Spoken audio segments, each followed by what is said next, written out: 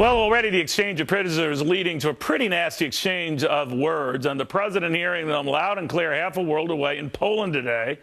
To Ed Henry in Warsaw. Hey, Ed. Good to see you, Neil. The bottom line is the president today launched his most robust defense so far of this prisoner swap. They realize that as the president's in Europe for a week here trying to talk about Ukraine, pushing back on Russian President Vladimir Putin, they've got a firestorm back home with allegations that the president may have broken the law by not notifying Congress in advance of this prisoner swap.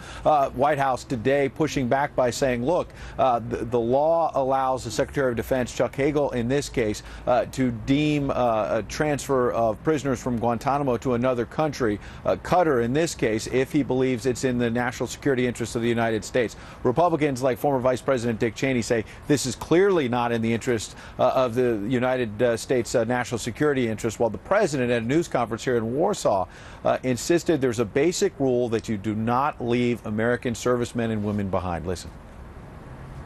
I wouldn't be doing it if I thought that it was contrary to American national security. And we have confidence that we will be in a position to go after them if, in fact, they are engaging in activities that threaten our defenses. These are people that are most likely to go back and once again launch strikes or attacks against Americans, against our friends and allies in the region. I think the odds are that they will, in fact, do that, and that we'll end up paying another kind of price because of the transaction that's been negotiated here.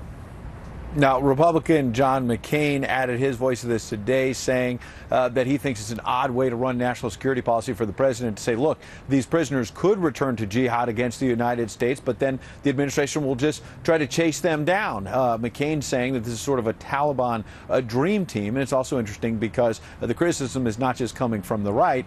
You have Democratic Senator Dianne Feinstein as chair of the Senate Intelligence Committee saying she was not informed about this in advance, has since been apologized to by the White House, but this is why we're expected to see, starting next Tuesday, hearings on Capitol Hill digging in on these details, Neil. Ed Henry in Poland, thank you very much. Good to see you. If they do commit bad things, i.e. attacking America, then we can go after them? Is that the kind of logic we use now? Some notion that this band of characters, these terrorists, are not going to get re-engaged in this fight in some way is absolutely naive, and it's dangerous, and it's every soldier who's on the ground should be a little upset by this. I know I am. Still over the top, over the swap. Fears that the president might have freed a soldier, but he also unleashed a hornet's nest. The White House says such prisoner exchanges aren't new, that Israel does them all the time. Jed Babin says there is a difference, though. No one doubts Israel's resolve on terror. That's because it's surrounded by bad guys, and not just in its own neighborhood. Israel's increasingly targeted for boycotts, divestments, and sanctions, or what Babin calls the BDS war against Israel. Conveniently, that is Babin's book. And this former Bush Defense Undersecretary says there's a lesson in there for all of us. Jed, welcome. Great book, great insight, and eerie timing today having you on. Well, thank you. Well, I think there's a lot going on that we need to talk about, and certainly you can compare the Israeli practice of swapping terrorists out for their own prisoners that are taken by terrorists, but this is different, Neil. I mean, this is pretty much, and I don't want to go to where McCain was, but this is basically a Taliban brain trust. I mean, you're talking about some of the most valuable senior Taliban leaders that we held at Gitmo, and we're now letting them go. The idea that we're going to have to track them and try to find them again because they are going back to the battlefield, they are going to be plotting against us. It's ludicrous to be able to do this. I mean, the president has violated American national security despite what he says, and there's an awful lot of doubts about Sergeant Bo Bergdahl and the question of his conduct to make anyone wonder reasonably why this was made as a trade at all. But you mentioned Israel, and I'm thinking about Netanyahu, and he has done many of these types of swaps, not only to get Israeli soldiers held by Hamas or what have you, but countless times. Where is the difference? Do they check the prisoners there swapping, fully vetting them, or what do they do that we don't?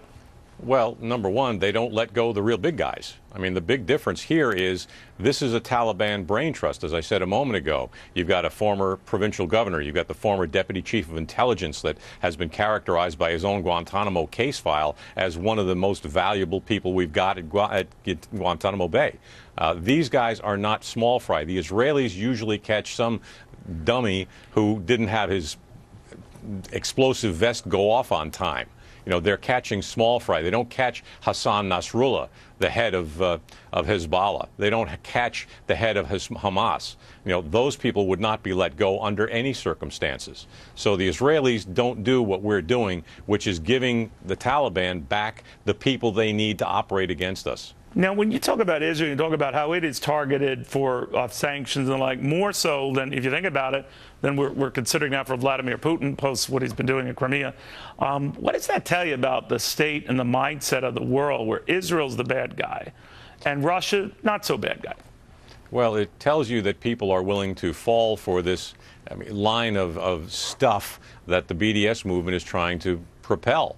I mean, you have a lot of European governments that are actually funding this movement. You have an NGO community of thousands and thousands of these non-governmental organizations that support the BDS movement, and you have people in this country being approached, being told told the lies by all of these people who propel the movement, the NGOs and some of these others, and you have American teachers teaching this to their students. So my objective here is to really answer the lies, and that's what it is. What these guys are doing, well, it's like Mao Zedong said, you know, a lie repeated 100 times becomes the truth. Well, not anymore. Yeah, I'm in there trying to mix it up and trying to make sure that people understand what the truth really is. There's a very clear record of truths, and there's a very clear record of lies, and the lies are what the BDS movement is built on. I like that's how you open the book, with that quote. It is a great book, The BDS War Against Israel. Jed Babin, always a pleasure, sir. Thank you, sir. The push for executive orders after this.